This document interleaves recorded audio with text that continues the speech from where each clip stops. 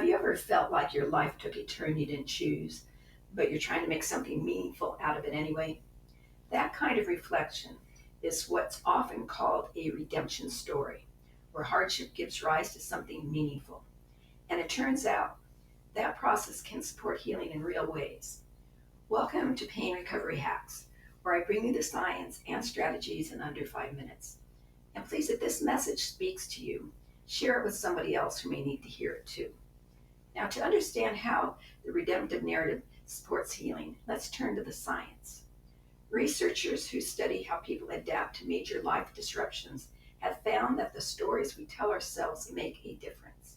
People who make sense of their struggles by finding some growth or purpose along the way often feel better emotionally and even physically. This doesn't mean the suffering was worth it or meant to happen. It simply means that how we process what happened can shape how we move forward. And the brain reflects this also. When we shift our perspective and build new meaning from old wounds, we engage areas involved in positive emotion and resilience.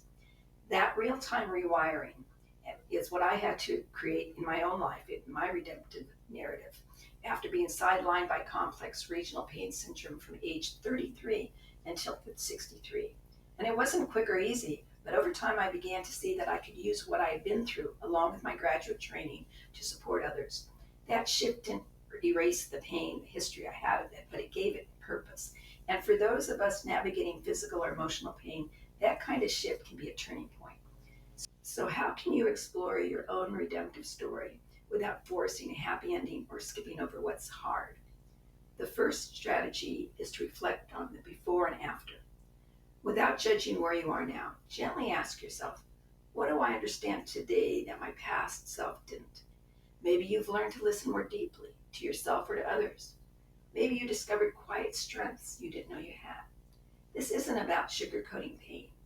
It's about naming the growth that sometimes emerges alongside it. The second strategy is to reclaim the narrator's seat. A question that can support this is, because of what I went through, I now, maybe you could add, you might finish the sentence with something like, notice the small joys or recognize somebody else's struggles. It's not about defining your identity by what happened. It's about honoring your evolution. The third strategy is to let your story serve. That might mean sharing a moment of empathy, offering a small kindness, or simply being present in a way you couldn't have been before. When your experience, no matter how private, ripples out in service of someone else's healing, that's a powerful kind of redemption. It's the kind of shift that gently rewires the brain, building new pathways for strength and healing. Your story is still unfolding, and the path you're on can hold both pain and purpose. So it's bye for now, and I'm wishing you a comfortable week.